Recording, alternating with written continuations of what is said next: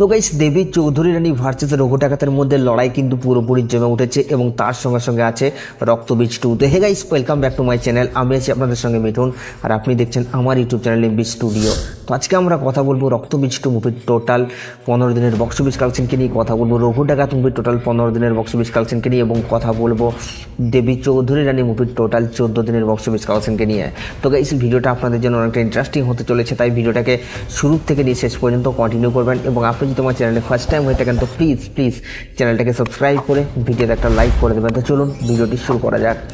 তো guys, first আমরা যে মুভিটাকে নিয়ে কথা বলবো সেটা হচ্ছে রক্তবীজ 2কে নিয়ে। তো রক্তবীজ 2 ইতিমধ্যে একটা মারাত্মক লেভেলের ড্রপে আছে। আপনাদেরকে আমি আগের ভিডিওতেও বলেছি যে রক্তবীজ 2 এর কিন্তু একটা মারাত্মক লেভেলের ড্রপ এসছে, এবং এই মুভিটার কি বলবো, অলরেডি মুভিটা দ্বিতীয় সপ্তাহ কমপ্লিট করে ফেলেছে এবং তৃতীয় সপ্তাহে রানিং। তো তৃতীয় সপ্তাহেও কিন্তু হল প্লাস শো টাইমে একটা মারাত্মক লেভেলের ড্রপ দেখা গেছে, এবং আমার মনে হয় এই মুভিটা চতুর্থ সপ্তাহ থেকে হয়তো আর হলে চালানোই হবে না, কারণ কান্তারা কিন্তু অনেকগুলো শোকে দখল করে নিয়েছে এবং কান্তারার সঙ্গে জোর কদমে টক্কর দিচ্ছে কিন্তু রঘু ডাকাত এবং দেবী চৌধুরী রানী। তো যাই হোক, এখন আমরা কথা বলবো যে রক্তবীজ 2 মুভিটা তার অলরেডি 15টা দিন কমপ্লিট করে ফেলেছে। তো ডে 15তে সে মুভিটা কত টাকা বক্স অফিস কালেকশন করলো? তো গাইস, আপনাদেরকে জানিয়ে দিই, এই মুভিটা তার ডে 15তে সে বক্স অফিস কালেকশন করছে প্রায় 8 লক্ষ টাকার মতো, এবং টোটাল 15 দিনের মুভিটা বক্স অফিস কালেকশন করছে 3,91,00,000 টাকা। তো গাইস, এই মুভিটার বক্স অফিস কালেকশন নিয়ে আপনাদের কি মতামত আপনারা নিচে কমেন্টে অবশ্যই জানাবেন।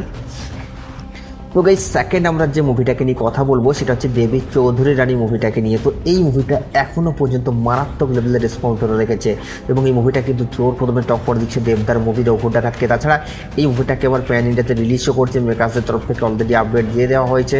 এই মুভিটা কিন্তু প্যান ইন্ডিয়াও কাঁপাবে, আর কেনই বা কাঁপাবে না, কারণ ভাই এই মুভিটার দর্শকদের কাছ থেকে যে হারে রিভিউ পেয়েছে, যে হারে রিয়াকশন পেয়েছে, তাছাড়া প্রত্যেকটা দর্শক কিন্তু মুভিটাকে ভালো রেটিং দিয়েছে, এবং বুকমাই শোতেও কিন্তু মুভিটার রেটিং মারাত্মক লেভেলের আছে।